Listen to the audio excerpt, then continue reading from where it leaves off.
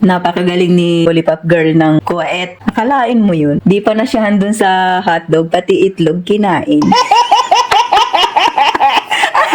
Isang OFW sa Kuwait binangsagan si Lollipop Queen matapos lumabas sa social media ang video kasamang isang lalaki na kapwa Pilipino habang gumagawa ng milagro na kung saan kitang-kita pa ang kanilang pagmumukha habang ginagawa ang kalaswaan na mabilis namang nag-viral sa mundo ng social media at umani ng libu-libong komento, mga reaksyon mula sa mga kapwa OFWs na umano'y nakakahiya itong ginagawa ng dalawang OFW sa ibang bansa.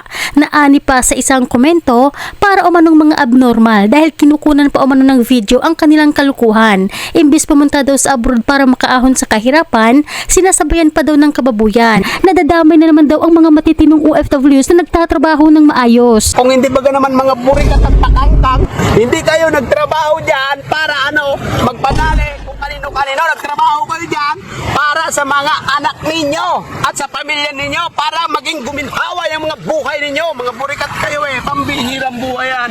Real talk lang yan, ha? Wala samaan ng loob. Pambihirang buhay ang ginawa mong Lollipop. Ay, Diyos mio, Marimar. Ay, naku po.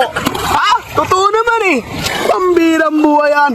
Kung hindi pa naman kayo mga burikat At ang nakakalungkot pa mga kababayan, masakit ito pag umabot sa pamilya nila sa Pilipinas pag napanood ang video. Dahil ayon sa post ng isang OFW, pareho umanong pamilyado itong dalawang OFW sa Pilipinas. Gumagawa na nga sila ng kalukuhan, nagbe-video pa. Guys, sino nakapanood ng bayang ni Lollipop ni ate si Kuya? Ang tindi ni ate, guys. Subulan. Ba't kasi pag magbimbangan kayo, kailangan nyo pa mag-video.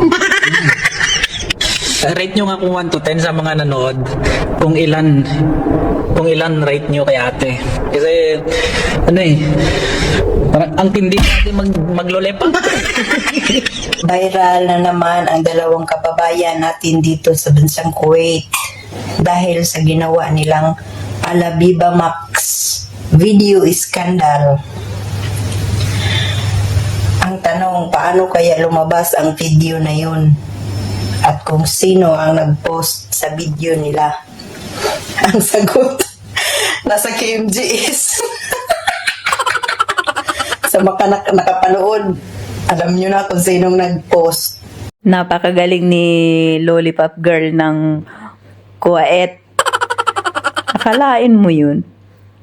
Di pa na siya handun sa hotdog, pati itlog kinain.